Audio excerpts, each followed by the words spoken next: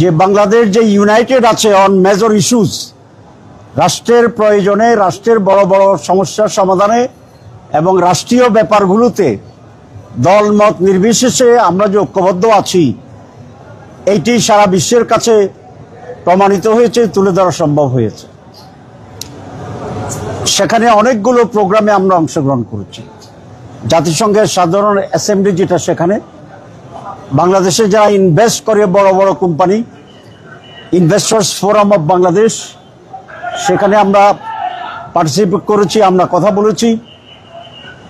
Foreign মিনিস্টার্সদের জন্য একটা meeting ছিল, সেই ফরেন মিনিস্টার্স মিটিংয়ে সকল দেশের প্রায় পররাষ্ট্রমন্ত্রী উপস্থিত ছিলেন। বাংলাদেশের পররাষ্ট্রমন্ত্রী ছিলেন নিউ ইয়র্কে, কিন্তু সরকার সেখানে আমাকেই প্রতিনিধিত্ব করার জন্য সুযোগ দিয়েছিল। তো স্বল্প সময়ের জন্যে আমি পররাষ্ট্র মন্ত্রণালয়ের প্রতিনিধিত্ব করার সুযোগ সেখানে আমার হয়েছে এবং অন্যান্য সকল দেশের পররাষ্ট্রমন্ত্রীদের সাথে আমার আলাদাভাবেই কথাবার্তা বলার, প্রতিনিধিত্ব করার সুযোগ হয়েছে। এর বাইরে অনেকগুলো সাইড অর্গানাইজেশন, সাইড প্রোগ্রাম হয়, আপনারা জানেন জাতিসংঘের সাইড লাইনে বলা হয়। তো এরকম অসংখ্য প্রোগ্রামে আমরা যোগ দিয়েছি। আরেকটা গুরুত্বপূর্ণ প্রোগ্রাম ছিল এনআরবি, নন রেসিডেন্ট বাংলাদেশ, মানে বাংলাদেশের মানুষ যারা আমেরিকায় বসবাস করে এবং পৃথিবীর অন্যান্য দেশ থেকেও কিছু লোকেরা আসছে। এটা খুবই একটা ইম্পর্টেন্ট প্রোগ্রাম ছিল।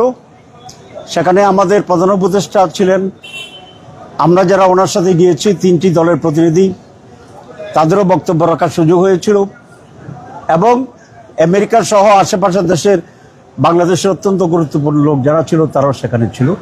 এটা খুব একটা সুন্দর এবং ভালো প্রোগ্রাম হয়েছে। বাংলাদেশের ফিউচারে যারা আমাদের বিদেশে অবস্থান করেন তাদের ব্যাপারে বাংলাদেশ কী চিন্তা করছে, তারা বাংলাদেশের ব্যাপারে কী চিন্তা করছে, এসব বিষয়ে আলোচনা হয়েছে। বিশেষ করে প্রবাসীদের ভোটের অধিকার যেটা অতীতে তারা হয়নি, এবার জামাত ইসলামীর পক্ষ থেকে এই দাবিটি অত্যন্ত জোরদারভাবে আছে, ছিল। প্রথম আমরা করেছি, গভর্নমেন্টও নীতিগতভাবে একমত হয়েছে প্রবাসীদেরকে ভোটার করার জন্য।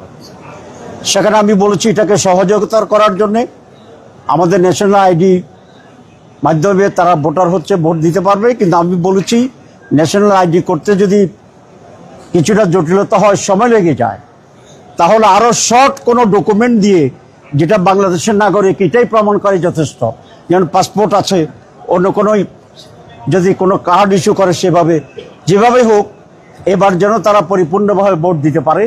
এই বিষয়টি আমরা অত্যন্ত গুরুত্বের সাথে বেশি করে আলোচনা করেছি। বাংলাদেশে তাদের জন্য একটা আলাদা ইনভেস্টমেন্ট, যে আমাদের ফরেন ইনভেস্টমেন্টের জন্য যে একটা বডি আছে, আপনারা জানেন, আমরা প্রবাসীদের জন্য একটা আলাদা প্যারালাল বডি তৈরি করা, তাদের ইনভেস্টমেন্টের জন্য এখান থেকে গাইড করা, নানা বিষয়ে আমরা সেখানে নতুন করে প্রস্তাবনা পেশ করেছি। এর বাইরে নিউ ইয়র্ক এবং আমেরিকায় অবস্থানরত বিভিন্ন শহরের বাইরা সেখানে আমার জন্য একটা সম্বর্ধনা আয়োজন করেছিল এবং আমি অবাক হলাম যে হাজার হাজার মানুষ সেখানে উপস্থিত হয়েছে। এটা মনে হচ্ছে যেন চিলমৈত্রী সম্মেলনে এক বিশাল সমাবেশে আমি যোগ দিচ্ছি।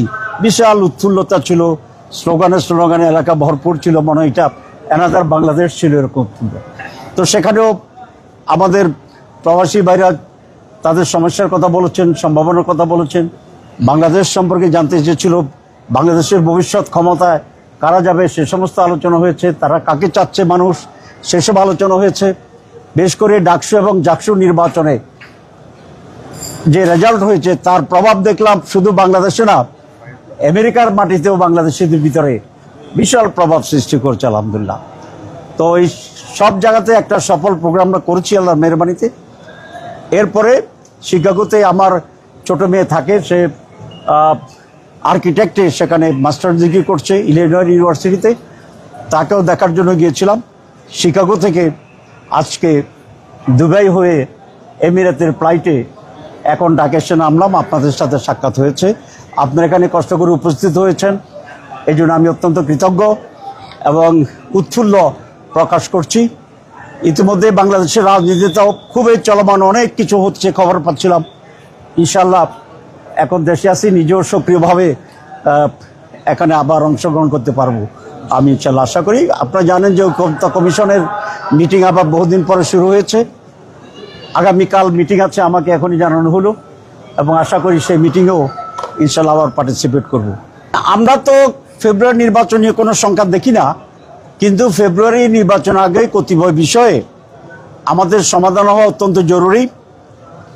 আমরা নিউ ইয়র্কে যেহেতু অনেক উপদেষ্টারা ছিলেন, প্রধান অ্যাডভাইজার ছিলেন, আমরা সকলকে বলেছি যে ফেব্রুয়ারিতে নির্বাচনটা হয়ে যাওয়া দরকার। তবে একটা জেনারেল নির্বাচন তো সমস্যার সমাধান দেবেন না। নির্বাচন তো 18 সালে হয়েছে না, 24 সালে হয়েছে, 14 সালে হয়েছে। তো এই নির্বাচন কি সমস্যা বাড়াইছে না কমাইছে? তো এই জন্য নির্বাচন ফেব্রুয়ারিতে হওয়া উচিত, কারণ একটি ডেমোক্রেটিক পিপলস রিপ্রেজেন্টেটিভ গভর্নমেন্ট আমাদের দেশের জন্য অত্যন্ত জরুরি। কিন্তু আমাদের অতীত অভিজ্ঞতা বলে যে একটা সুষ্ঠু, অবাধ, নিরপেক্ষ, জনগণের অংশগ্রহণমূলক সুষ্ঠু নির্বাচনটাই হচ্ছে সমস্যার সমাধান। এই নির্বাচনের জন্য কতিপয় বিষয়ে অত্যন্ত দ্রুত এবং দৃঢ়তার সাথে সরকারকে সিদ্ধান্ত নিতে হবে।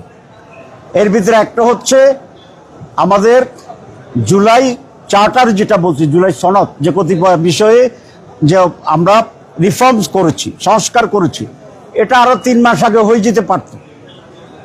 সকল দল একমত হয়েছে নীতিগতভাবে, তারপরেও এটা বাস্তবায়নে ডিলে করা হচ্ছে, এইভাবে সেভাবে, এইভাবে সেভাবে। তো এইরকম যদি ষড়যন্ত্র চলে এবং প্রয়োজনীয় সংস্কার সমাধান না করে, তো তাহলে তো সবকিছুই প্রশ্নবোধক হয়ে যাবে। এই জন্য ফেব্রুয়ারিতে নির্বাচন হইতে হবে। তার আগে অতি অল্প সময়ের ব্যবধানে সংস্কারের ব্যাপারে যে ঐকমত্য হয়েছে সেগুলোকে আইনি ভিত্তি দিয়ে সংস্কারের ভিত্তিতেই নির্বাচন হইতে হবে। এটা খুব পরিষ্কার। যারা সংস্কার বাস্তবায়নে বাধা দিচ্ছেন অথবা সংস্কার বাস্তবায়ন করতে গিয়ে সরকারের পক্ষ থেকে যে ডিলে করা হচ্ছে, কোনো কারণে নির্বাচন যদি ক্ষতিগ্রস্ত হয়, তাদেরকে জাতির কাছে এই দায়িত্ব নিয়ে জবাবদিহি করতে হবে।